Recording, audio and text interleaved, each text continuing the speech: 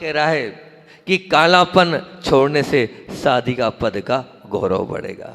कालापन छोड़ने से साधिका पद का गौरव बढ़ेगा। और हम चाहते हैं ये जो पद आपने ग्रहण किया है, ये जो दीक्षा है, आप इसको पद मतलब दीक्षा ही मानना, ये आप ये मान के चलना हमारी दीक्षा ही हो गई है। क्योंकि गृहस्थ आपके पास आते हैं, शुद्धि बोलते हैं और आपके लिए शुद्ध भोजन आप लेते हैं, आप ना बनाते हैं ना करते हैं, तो आपकी एक प्रकार से ये दीक्षा ही है।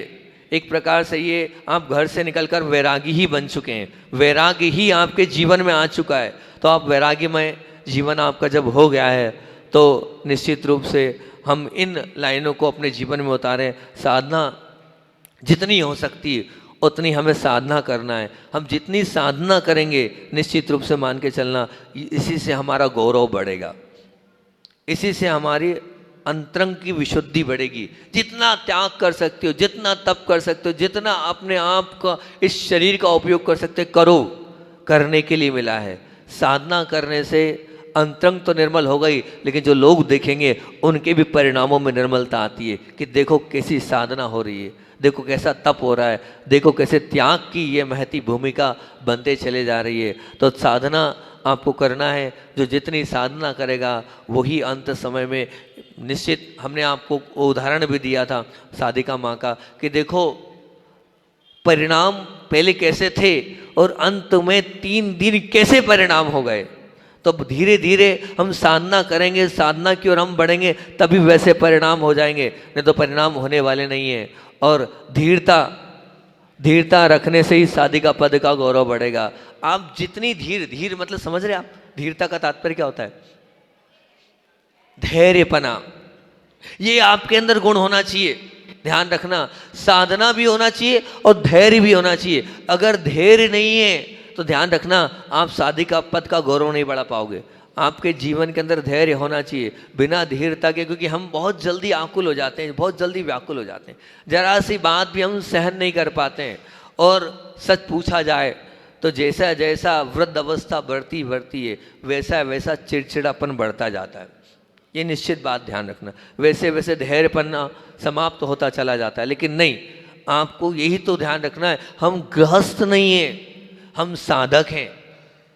हम गृहस्थ नहीं हैं, हम वैरागी हैं। हम वैरागी हैं और हम एक साधक हैं, तो हमारे अंदर धैर्य होना चाहिए छोटी छोटी बात को लेकर।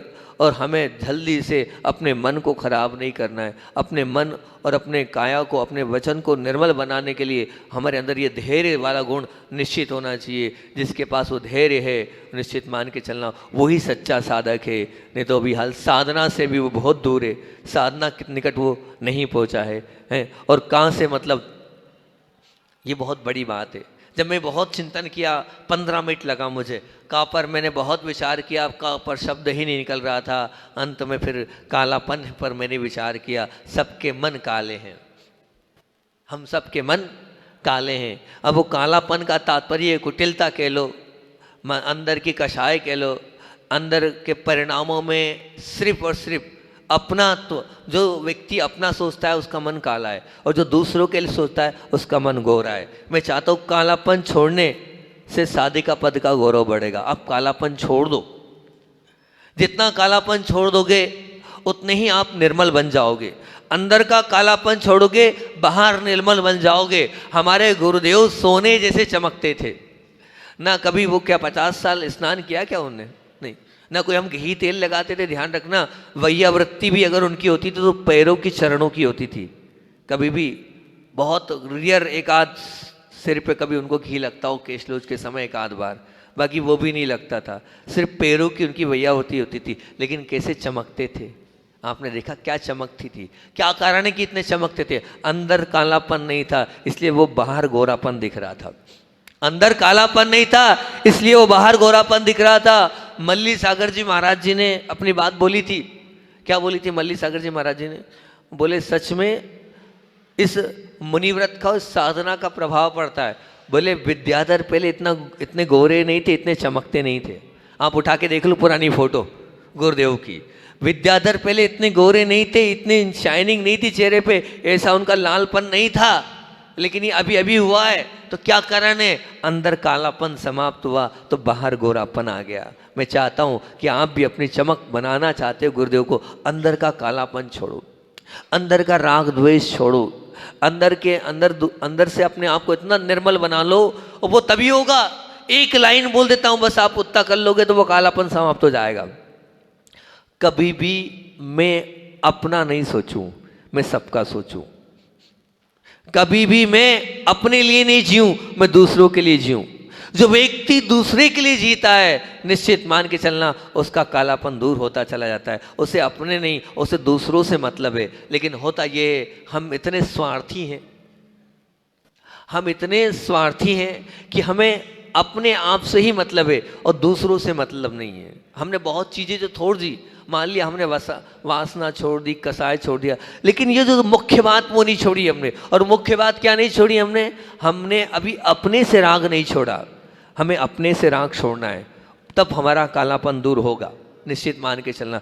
तभी हम सच्चे वैरागी कहलाएंगे। हमें वैरागी बनना है तो निश्चित रूप से अंदर का उस राग, अंदर के उस द्वेष को हमें छोड़ना होगा। नहीं तो निश्चित रूप से ये मान के चलना, हमें लोग याद नहीं करेंगे। मैं हमेशा एक बात बोलता हूँ, आज का आइडियल, हालांकि हर एक बात आइडियल है, आज की तो क्रीम कोटेशन है कि जिंदगी के पन्नों पर कुछ ऐसा लिखा जाए, जिंदगी के पन्नों पर कुछ ऐसा लिखा जाए जो पवित्र पुस्तक सा सुबह और शाम पढ़ा जाए। जो पवित्र पुस्तक सा सुबह और शाम पढ़ा जाए। वो कब होगा? जब आप सच्चे वैरागी बनेंगे, तभी हो पाएगा। वैरागी बने बिना आपका जीवन अच्छा बनने वाला भी नहीं है। वैराग्य जब भी हुआ है, मन वालों को ही हुआ है। बिना मन वालों को कभी वैराग्य नहीं हुआ है।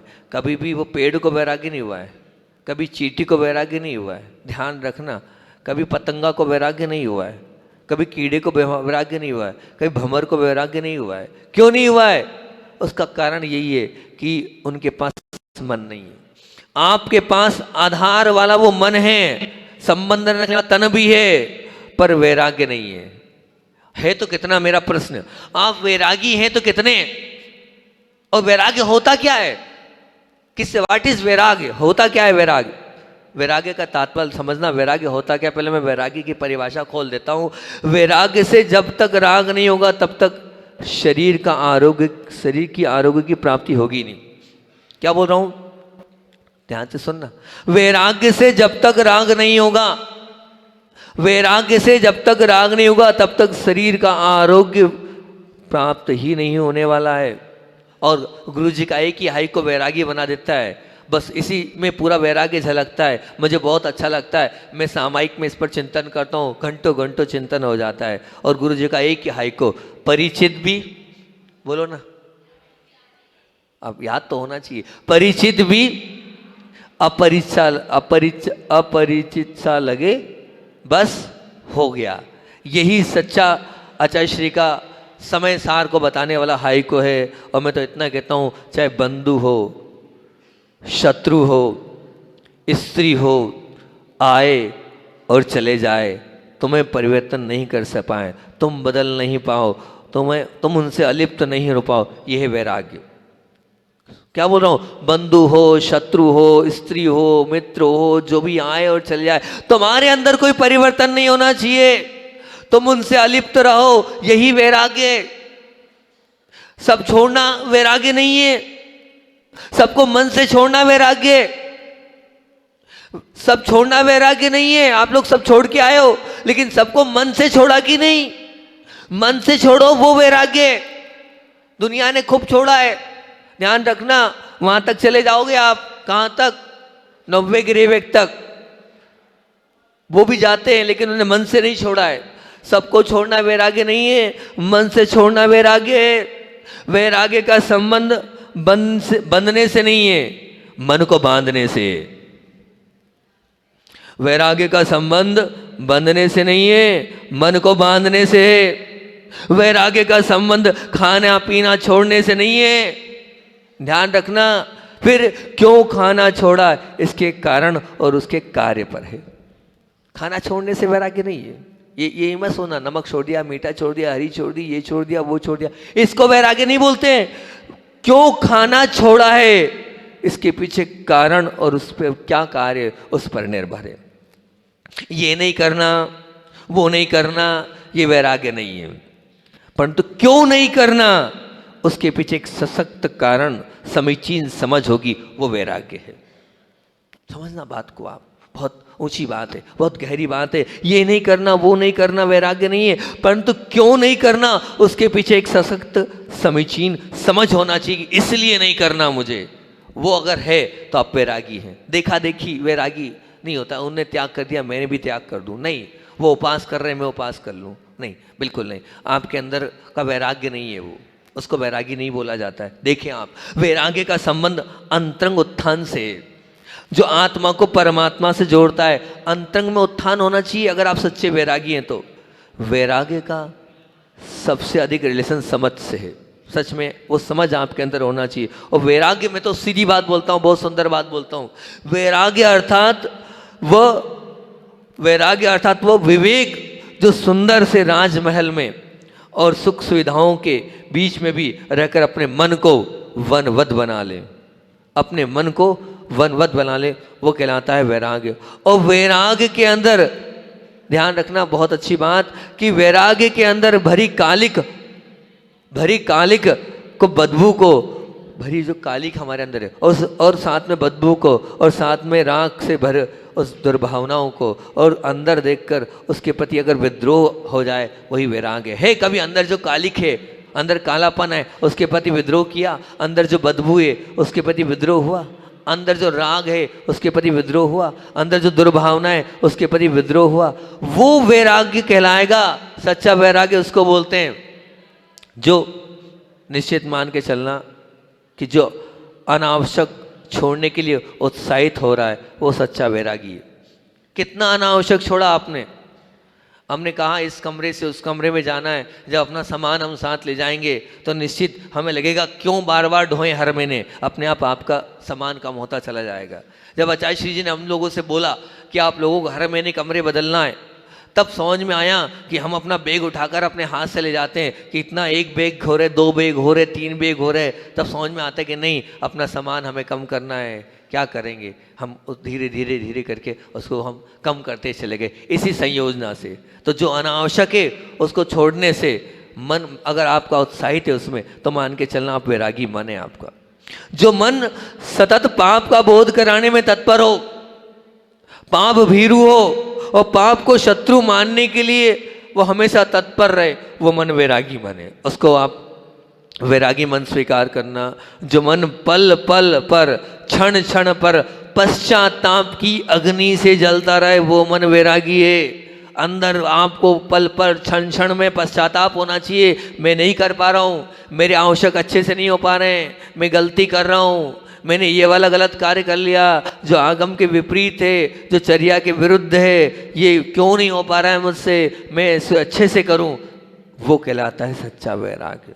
निश्चित रूप से मान के चलना, जो दुख से प्रेम करे, जो पीड़ा से प्रेम करे, जो कष्ट से प्रेम करे, और उसमें भी मेरा एक ही बीज मंत्र है। कौन सा बीज मंत्र है जिसको मैं क्या बोलता हूं बार बार, इसमें भी क्या बोलना, बोलो जोर से, जो पीड़ा में भी, कष्ट में भी और द्वेष में भी, क्या बोले, इसमें भी कल्याण है। वो सच्चा वैरागी है। वो वैरागी मन पीड़ा को सहन करने की ताकत, सामर्थ्य और मजबूती देता है। ध्यान रखना, अगर पीड़ाएं हैं तो वैरागी मन उन सबको सहन कर लेगा। और सच पूछें तो वैरागी मन संबंध से निर्बंध होने की यात्रा है। बहुत सुंदर बात बोल रहा हूं कि वैरागी मन क्या है। अगर हमारा मन सचमुच में वैराग्य, हमारे पास सचमुच में वैराग्य, तो वैरागी मन संबंध से निर्बंध होने की यात्रा है, वासना से उपासना की ओर जाने की यात्रा है। वो वैरागी मन अगर आपका है तो वासना हट जानी चाहिए और उपासना आ जानी चाहिए। इच्छा को कारावास की ओर ले जाने की यात्रा है वैरागी मन। हमारी इच्छाएं गौण हो जानी चाहिए, उनको कारावास में डाल देना चाहिए, निश्चित मान के चलना। और तृष्णा की आंधी और तूफान से मन को त्याग के उपवन की ओर ले जाने की वाली वो मंगलमय यात्रा है वैरागी मन। हमारे अंदर की तृष्णाएं और वो तृष्णा की आंधी और वो अंदर का तूफान समाप्त हो जाना चाहिए और त्याग के उपवन में हम पहुंच जाएंगे तो बहुत अच्छी बात है। क्योंकि जितनी भी अपेक्षाएं हैं वे सब अपेक्षाओं का दहन कर दो और वैराग्य का सूर्य उदित हो जाएगा हमारे जीवन में। है या नहीं? माताओं दादियों, 4 महीने से उद्बोधन दे रहा हूँ और उद्बोधन में 70 प्रवचन सिर्फ एक विषय को लेकर दिए मैंने। कौन से प्रवचन को लेकर दिए? एक ही विषय, सिर्फ 70-75 प्रवचन आप लोगों को दिए, एक ही सब्जेक्ट। और मैं चाहता हूँ कम से कम साधिका माँ लोगों के लिए तो मैंने दिए ही हैं और एक बहुत सुंदर प्रवचन श्रृंखला आप लोगों के लिए दिए, 12-15 प्रवचन दिए। काय के लिए? असमाधि पर। इतने मार्मिक प्रवचन थे मेरे, बहुत सुंदर प्रवचन थे। मैं चाह रहा हूँ कि वो प्रवचन साधिका माँ तक पहुँचा दिए जाएं। भंडा वाली माँ लोग आई हैं, एक PDF एक वो बना दें, क्लिप जो भी बनती हो आप लोग इन लोगों को। क्योंकि देखो ऐसा है कि मैं कब जा पाऊँगा सागर और कब जा पाऊँगा भंडा, लेकिन जो मैंने साधिका माँ लोगों के लिए वो प्रवचन करे हैं, कैसे होती है असमाधि के कितने स्थान? 20 स्थान। और मैं चाहता हूँ कि यहाँ पे भी जो लिखवाया है वो उन दोनों आश्रम में भी 20 समाधि के स्थान, ताकि इनकी समाधि हो जाए, इन सबका मरण सुमरण हो जाए। इतना सुंदर उस पर पूरा 52 गजा का मेरा वहाँ उन पहाड़ों के बीच में जो चिंतन आप लोगों को मैंने दिया है वो चिंतन आप लोग सुने, ताकि हमारी असमाधि न। अभी हर समय मेरे पास नहीं है, नहीं तो वो पूरा मैं एक बार रिवाइज कर देता उन 20 असमाधि स्थानों को, ताकि आप लोगों की समाधि, क्योंकि आप लोग आए।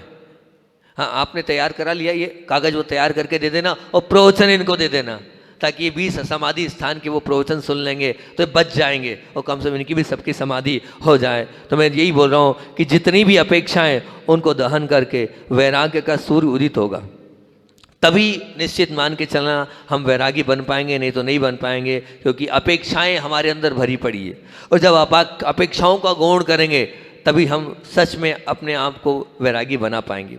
मैं तो इतना कहता हूँ कि अंदर का जागरण, अगर सच्ची वैराग्य, दादी माँ लोगों, मैं आप लोगों के लिए बोल रहा हूँ सिर्फ, ठीक है ना, सिर्फ आप लोगों का संबोधन है आज मेरा, कि अंदर का जागरण, अंदर की आवाज़ सुनना, अंदर से बोलना और अंदर से ही सोचना और अंदर से ही देखना और अंदर से ही करना, यह सच्चा वैराग्य है। जो करो अंदर से करो, मन लगा के करो। मैं अगर पूजन भी कर रही हूँ तो मन लगा के करूँ, मैं सामायिक भी कर रही हूँ तो पूरी तल्लीनता के साथ करूँ। या दादी लागू को शाम को प्रतिक्रमण की क्लास में सिखाया है हमने कैसी सामायिक होती है।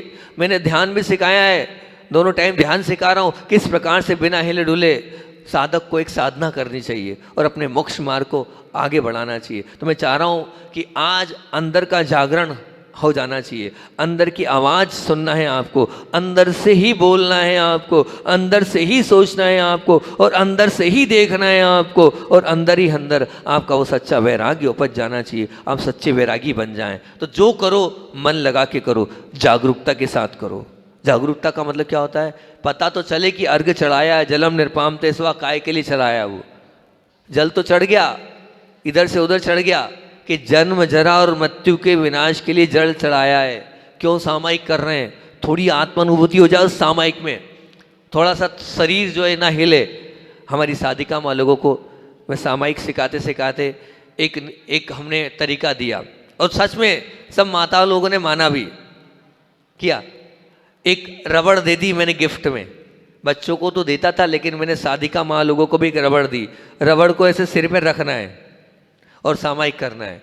तो कैसे सामायिक करना है? अगर गिर गई तो पुनः फिर करो 48 मिनट, गिर गई तो पुनः 48 मिनट करो। ये माँ लोग, बहुत सारी माँ लोग करती हैं। मैं चाहता हूँ ये दोनों आश्रम वाली माई वो भी ऐसे ही, हमें भैया रबड़ का पैकेट ले आना, हम सब साधिका माँ लोगों को अपने हाथ से गिफ्ट करेंगे रबड़, ठीक है ना। आप लोग साड़ी गिफ्ट कर रहे हो हमने सुना है, तो हम रबड़ दे देंगे। काय के लिए? मिटाने के लिए नहीं, यहाँ रखना है और यहाँ रखकर सामायिक करना है। हम आए हो ना आप लोग, तो आशीर्वाद में हम रबड़ देंगे सबको। काय के लिए? सामायिक अच्छी करने के लिए। बस कुछ मत करना। आचार्य जी बोले तन हिले नहीं वही सामायिक है। मन हिल जाए तो हिल जान देना, लेकिन तन नहीं हिलना चाहिए। मन हमारे कब्जे में नहीं है, तन तो हमारे कब्जे में है। मन तो भटकेगा, हम मन को नहीं रोक पाएंगे, लेकिन तन को तो हम रोक सकते हैं। इसलिए इसको जैसे ही हिली गई सामायिक 48 मिनट की पुरपुरा, ना नींद आएगी ना आलस आएगा और सामायिक अच्छी हो जाएगी। ये चीज़ मैंने किससे सीखी थी? पूज्य मुनिवर शांति सागर जी महाराज जी से मैंने सीखा था। वो ऐसे ही सामायिक हमारे कमरे में आके बैठ के करते थे, रबड़ रख लेते थे, कोई वस्तु रख लेते थे। गिरी पुनः उनकी सामायिक कभी कभी 3-4 बजे तक होती थी। बोले नहीं, मैं जरा सा भी हिलूंगा गिरेगी, पुनः 48 मिनट की चालू करूंगा। मैं चाहता हूँ इतना सा नियम, या जितनी दादी माँ लोग आई हैं इतना 3 टाइम में से 1 टाइम का नहीं ले कि 1 टाइम ऐसी अच्छी सामायिक करेंगे, देखना आनंद आपका। अरे हम आए काय के लिए हैं? इसी बात के लिए तो घर छोड़ कर आए, और उसके बाद भी हम वो काम नहीं कर पाएंगे तो क्या मतलब? धिक्कार है हमारे पर। अरे खाने के लिए थोड़ी आए, हम आए हैं अपने इस तन को और इस मन को पवित्र करने के लिए। तो इस तन को और मन को तभी पवित्र करेंगे जब साधना से जुड़ेंगे हम, तभी हम साधक बन पाएंगे। नहीं तो व्यर्थ है और अनर्थ है। अनर्थ और व्यर्थ में अपना समय हम खराब कर रहे हैं, कोई मतलब नहीं है। दुनिया को दिखा रहे हैं हम साधना का चोला पहने, सिर्फ दिखावटीपना और बनावटीपना है। नहीं, इस दिखावटीपने और बनावटीपने में हमें अपने जीवन को नहीं जीना है, कुछ करना है। और कुछ कर लोगे तो आपको खुद को अच्छी अनुभूति होगी। आप जब एक अच्छी सामायिक कर लोगे ना तो आपको लगेगा मैंने कुछ तो किया और बहुत अच्छा किया। उसकी बाद जैसे मैं ये कहता हूँ, मैं तो स्पष्ट बोल रहा हूँ, जब मेरी सामायिक अच्छी हो जाती है तो मुझे लगता है मैंने बहुत अच्छा कर लिया। परसों बैठा केशलोज के बाद 2, 2.5, 3, 4 घंटे की सामायिक। बड़े आप तो संघ से बाहर निकल गया हूँ तो बहुत कम मिल पाता है। केशलोज वाला दिन तो 5 घंटे बैठती हूँ। अब मैंने की तो मुझे जो अनुभूति आनंद की आई, बिल्कुल बिना हिले डुले बैठे रहा तो आनंद आया। ऐसा आपको आनंद आएगा जैसे नहाने के बाद व्यक्ति प्रशस्त हो जाता है, ऐसी साधना करने के बाद व्यक्ति एकदम अपने आप में निर्मल हो जाता है। अगर वो सच्चा वैरागी है तो।